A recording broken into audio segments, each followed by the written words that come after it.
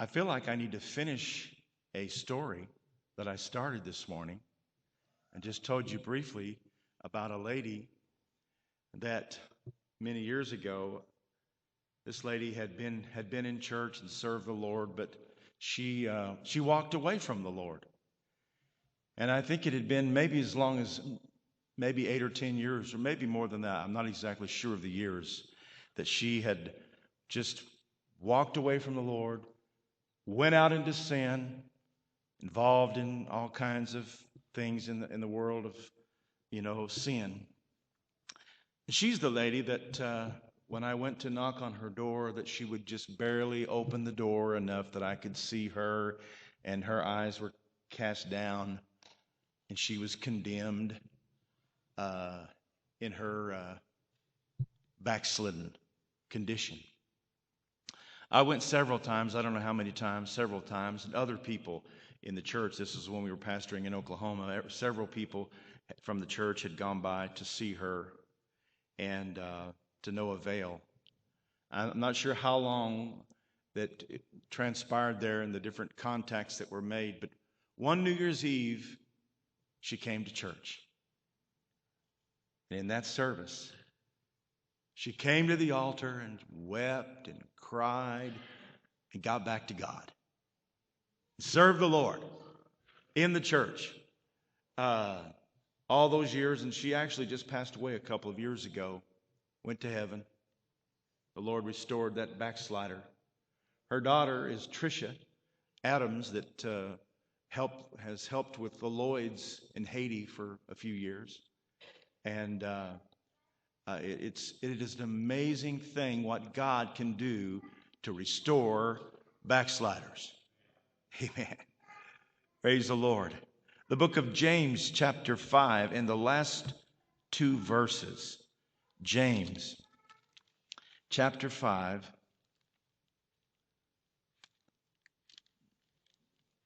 Lost my spot here, but I'll find it quickly. James, chapter 5. And this is just the last 2 verses of this chapter.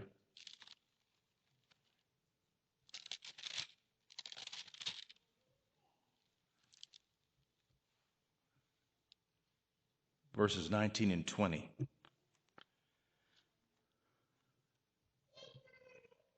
Brethren, if any of you do err from the truth, and one convert him, let him know that he which converteth the sinner from the error of his way shall save a soul from death, and shall hide a multitude of sins.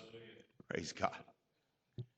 The book of James is a book of practical wisdom. It is a book of action.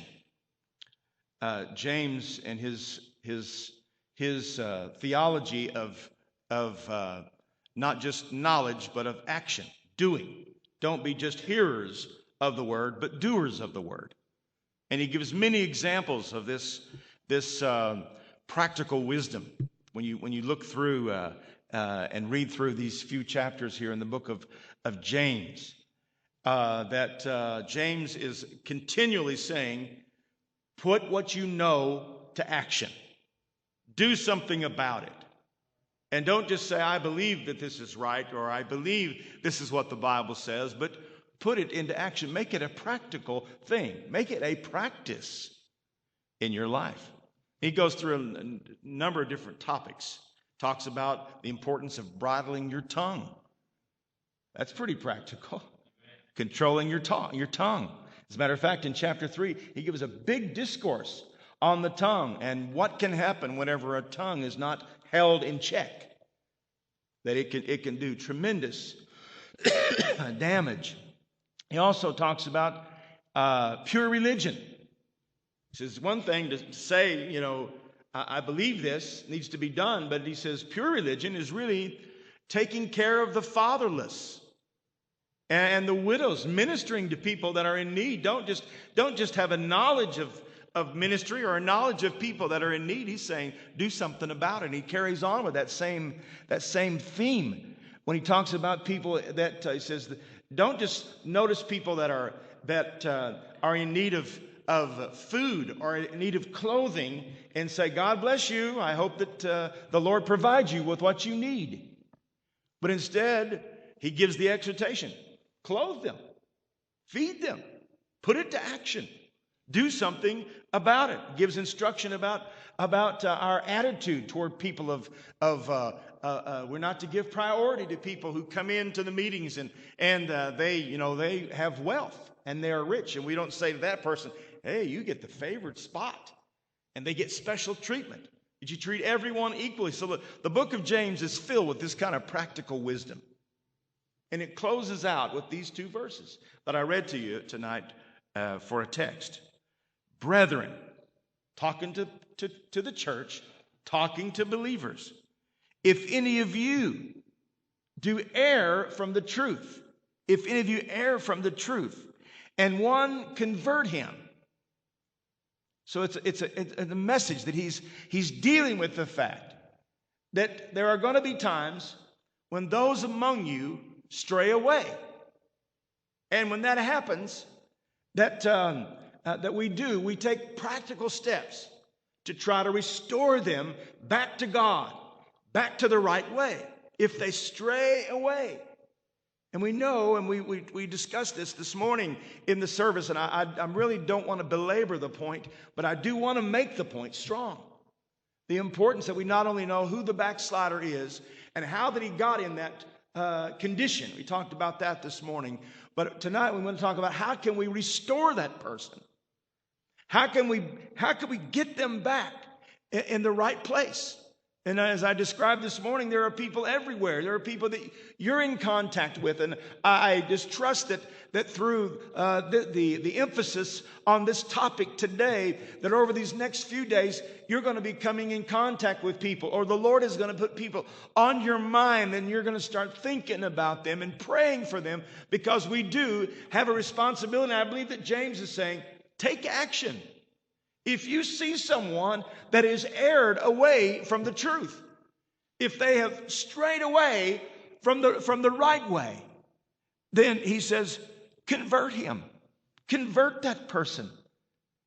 Turn that person from the direction that they are following. It literally describes the need to turn them or to bring them back to the right place, back to the right way. What a responsibility that we have to be able to help those. Let him know that he which converteth, that's the term that's used. It's used in both of the verses. And one convert him, or that he which converteth the sinner. But it's describing the person who once was a part of the body. Brethren, if one among you, if there's one, any of you, any among you that err away from the truth, then the brethren have a God-given responsibility not to talk about them and say, look at what they're doing. Look at the direction that they're taking. Look at the mess that they're making of their life. You don't do any good by talking about people or behind people's backs about their failures and their weaknesses. You take on a responsibility. You care about them. You're concerned enough about them that you want to try to help them. And the scripture says, when you do that, when you save that person from the error of his way, when you turn him back, when you get him back to where he needs to be, you say, I thought that was God's business. No, and so much is the case as far as ministry is concerned, that we always are partnering with God. We align our will with the will of God. And God has allowed us to be a part not only of reaching the lost, but also, according to James, converting them, restoring them, turning the backslider back to the Lord. So we have a responsibility to those. And in my mind, I'm thinking of people that need to get back to God. And it's not an easy thing to do. And as I was describing, Sister Adams was the lady's name. As I was describing that situation, it's kind of an uncomfortable thing to go and to knock on somebody's door and try to encourage them to do what they need to do. You know, and backsliders, sometimes there's this wall that comes up, and there's this hardness because they've resisted. They have known the right way. They've turned away from the right way. So there's this harsh or hardness that's there, and a callousness that has developed. And it was true in that case. But little by little, different ones who were praying for that one and reaching out to her and trying to encourage her over the process of time. God was doing a work, and the church was trying to restore that person back to God, back to the house of God, back to the place that they needed to be in. Amen. Glory to God. Scripture says that when you do that, when you convert someone, you save their soul from death. So it's describing a spiritual death. That when someone dies, they die physically, but if they die lost, that is that death, that spiritual death, and there's no hope for them. And if you don't intervene, if you don't get involved to minister to people and to encourage them and to convert them and turn them back to the Lord, some of them have walked away from the Lord and they're never going to get back. They're not going to get back to God. They're not going to get back to the house of God. They're not going to get back to their place in the body of Christ because they have been trapped by the enemy, caught in the trap of Satan. You save him from spiritual death. You save him literally from being condemned to eternal separation from God in a horrible, horrible place. But not only that, when you save that person from hell, the Bible says you hide a multitude of sins. When that person comes back to the Lord and they're restored back to God, then everything that they have done is all as if they had never sinned. They are restored back to the Lord. They are forgiven of their sins. They're put back in that place. Amen. You say, yeah, what about what's lost? Sure. Many times it's true that they carry the scars of sin, and sometimes there are limitations because of the types of sins and the things that they got involved in, but there's no limitation on God's mercy and God's forgiveness and God reaching to the depths of sin and bringing that person back to that place that they need to be in. You hide a multitude of sins. They are forgiven of their sins. And then you also hide all the sins that would be committed if they never did get saved, if they never do get back to God. Then they're going to live a life in sin by its very nature. It's ongoing. It's growing. It's spreading in their life, and it's becoming a stronger force in their life to condemn them and to destroy them. The way of the transgressor is hard. You can see people who have lived their days out in sin. You can see the hardness in their life. You can see the life that they have lived away from God. And many times it's evident even in their facial expression and even in their eyes. You can see the hardness and the scars of sin that are there. You hide all of that when you save that person from their sin. And all the effect of sin, because that sinner has an effect upon other people, on their other loved ones and family, and they all have a sphere of influence and others that are affected. And whenever that person comes back to God, then God can begin to work in their family and their relationships, and everything is changed. The whole direction of their life and their future is changed because a multitude of sins have been hidden. Praise God. Amen. So how can we do that? Let me tell you, it requires a commitment by the church and by the body of Christ. It requires a special quality, a special gift from God, a special calling from God to be able to minister to people in this condition. Go with me to the book of Galatians, chapter 6. To got to get a little insight into the kind of person that can restore. Amen. Amen. Too often, I know it's been the case over the years that we've seen people fall in sin and get involved in sin, leave the church, leave the place that they are called to be in, and we don't even know what to do. We don't know how to help them.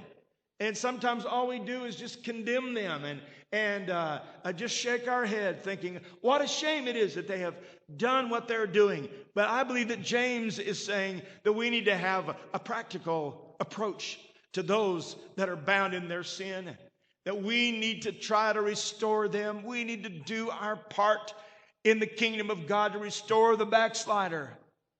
Hallelujah. Brethren, verse 1 of chapter 6 of Galatians.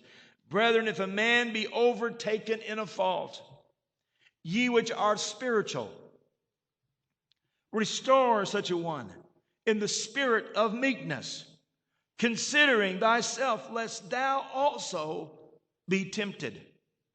Bear ye one another's burdens, and so fulfill the law of Christ.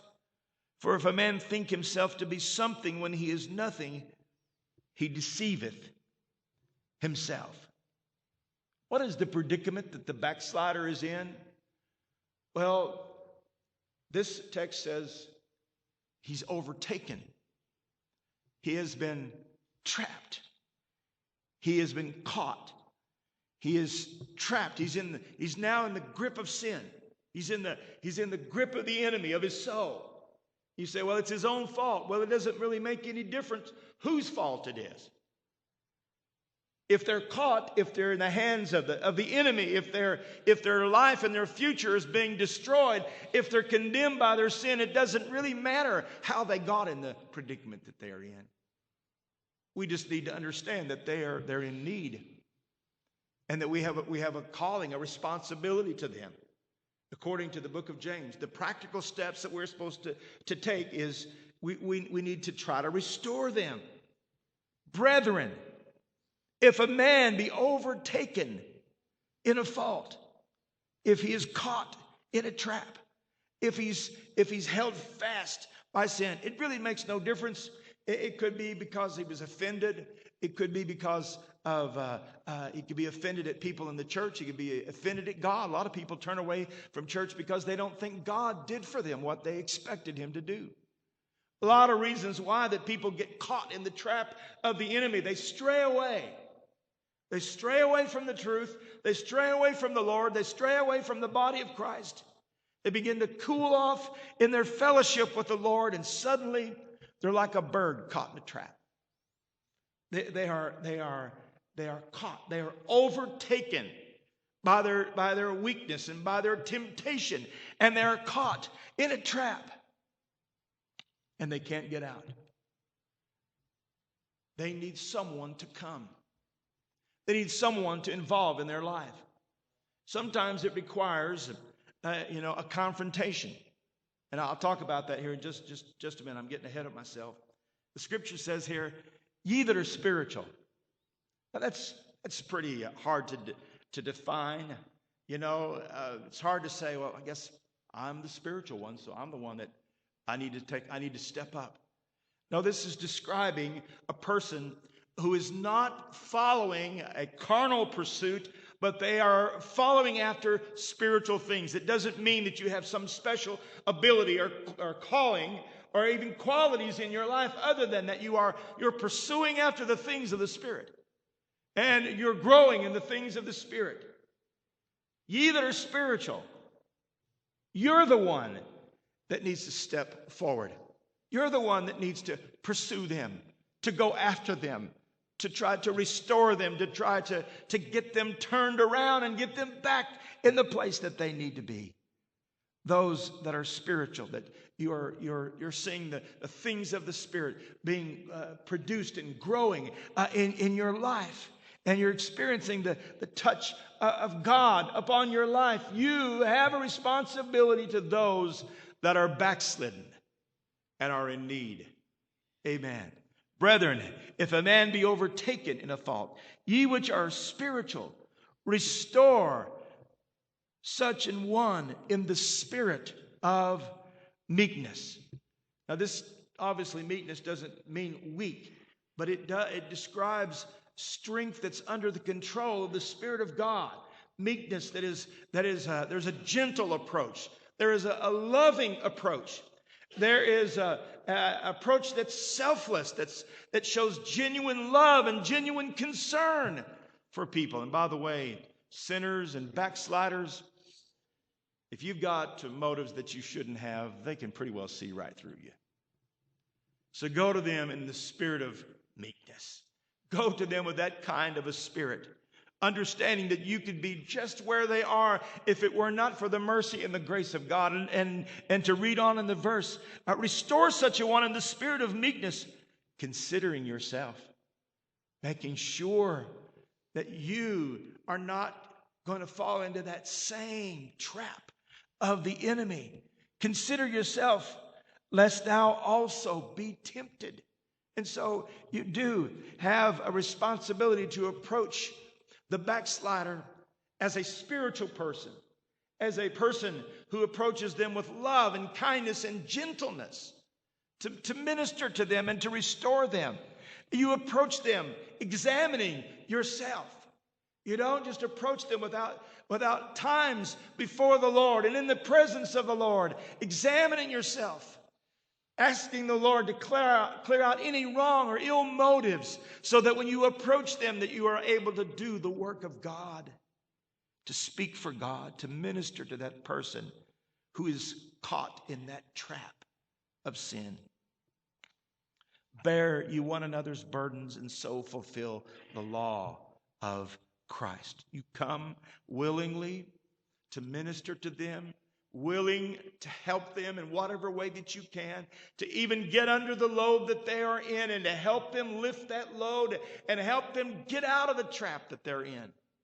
There has to be someone that God uses to intervene in that life, in the life of that person, and it may require a confrontation. But that doesn't mean that you just point your finger at them unless the Lord just tells you to do it, like in the case of the prophet Nathan with David. By the way, if Nathan hadn't been willing to speak clearly and very forcefully to David, a process of time, I think about a year had gone by. And David was just going right on. He was going into the temple. He was carrying on, with his worship and his activities as the king. And no one knew what had gone on. No one knew that he was a murderer and an adulterer. But Nathan was used of the Lord to confront him and to speak to him. And when he did, he was used of God to point out the very trap that he had been caught in. And as a result, David humbled himself. David cried out to God. Psalm 51 is the psalm. It's the psalm of David that describes his desire to be restored back to God. Do not take your Holy Spirit from me. Restore unto me the joy of thy salvation. This was the cry of David to get back to God and to get back in right fellowship with the Lord. There has to be this willingness to bear their burdens. That requires selflessness. I didn't say selfishness. I said selflessness. That you turn aside from all the things that you're involved in and the things that you're trying to do, and you try to minister to people and help them in their need. And people are in need. People are in need. This week we had the privilege to go over and minister in the funeral over there for Gladys Dunnigan. That was Raleigh Heron's sister. Small funeral over in Stanford. Hadn't been there very long at the funeral home, but what her son and her granddaughter, who really was like her daughter, they came to me, we're talking, tears are flowing down their face, and they said, can we talk to you privately? I said, sure. We went into a room. They began to pour out their grief and their trouble and their sorrow. And they said, would you please pray for us? As far as I know, they don't know the Lord. They don't serve the Lord. They don't go to church. But they said, would you pray for me? So I prayed for these people who were in such need, grieving, going through this situation that they were in, asking the Lord to comfort them and asking the Lord to touch their heart and to change their heart, and that they would turn to God. They're supposed to come over to church in the next couple of weeks and visit us in a service and pray for that couple, that God would save them, the father and the daughter. They need the Lord so desperately. Everywhere you look, there are people that are in need. If you would just be willing to get under the burden, to carry their burden, care about them, to invest some of your time and some of your energy in restoring people back to God. I don't think that it would be an exaggeration to say it would not just be a few. If everyone that has once attended First Pentecostal Church but has walked away and do not go to church at this time, if they all walked in the doors of this church on September the 18th, that this church could not contain those people. There would be so many people that the building couldn't contain. All of those people that have walked away from the Lord, the people that have been touched, many of them that have been saved, many of them that have been a part of the body of Christ. But now something has tripped them up. Somewhere along the line, they have been overtaken by the enemy. And they're in a trap. And they need someone to help them, to restore them. James says, we have that responsibility. Amen. Galatians says, ye that are spiritual, restore them. The spirit of meekness. Examine yourself. And then reach out to them and help them to get back to God. Hallelujah. Hallelujah. I just pray that God would speak to every one of us about those that are in that condition, that you know and that I know, and that we begin to make this a real serious matter of prayer. And over these next few weeks, that we're actually going to take action. We're going to do something about it. We're going to give them a call. We're going to go talk to them. We're going to reach out to them. We're going to try to find out what their needs are and try to minister to them in the needs that they have in the situations of their life, and restore them back to God. Hallelujah. Hallelujah. Oh, what a great privilege and what a great ministry it is to restore. And the church needs to be that kind of a place. It needs to be a place where people know, if I go there, I'm not going to be rejected and I'm not going to be looked down upon. I'm going to be received. And I'm going to find help. And I'm going to find forgiveness. And I'm going to be restored back to God and back to the people of God. Hallelujah. Glory be to God. Let's pray. Father, oh Lord, I just pray that this would become a burden on each of our hearts. Lord, that we'd not be able to just push this aside, but Lord, that you would deal with us in the next coming days. Deal with us, Lord, about those. And then, Lord, when you bring us into contact with them, and when you bring those folks to our minds, that we'll understand, Lord, that it's your mercy and your love that's reaching out to them. And no matter how hard that they are, or how wounded that they are, or whatever the trap that they have found themselves in, oh God, help us to be the instrument that helps them out of the trap, that turns them around, that restores them back to you, oh Lord. Oh God, burden our hearts for these people in their need, and restore the backslider, we pray. Hallelujah. Hallelujah. Let's stand together. Praise the Lord. Praise the Lord. Praise the Lord. Glory to God. Amen. If you have one or more of these kind of individuals on your mind tonight, you've been thinking about them, let's just take a moment right now. We're going to be doing this in the next coming services. Just setting aside a time to pray for these that are overtaken, caught in a trap. Hallelujah. Let's do that right now. Let's pray for them. Let's pray for some of those that you're concerned about. Pray for them by name.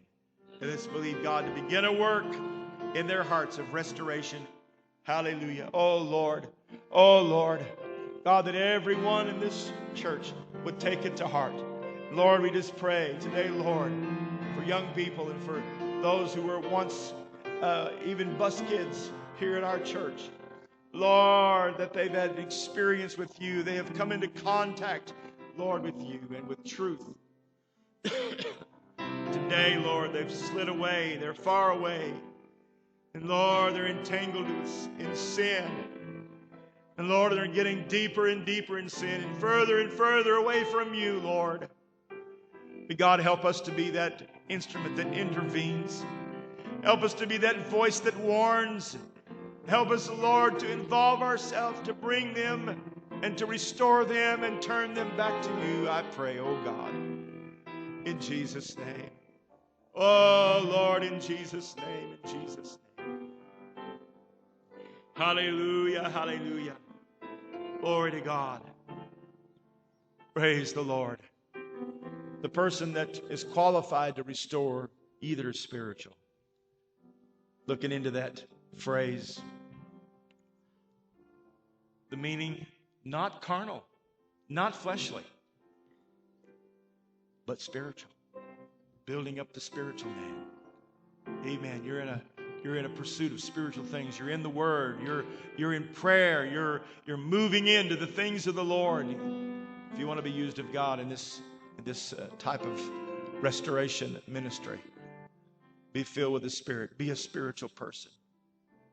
Hallelujah. Let the Lord equip you with the ability to minister to people in their need. Amen. Let's pray. Would you invite everybody to come here around the altars tonight? Let's call upon the Lord. Ask the Lord to help us, to equip us, to fill us with the Spirit.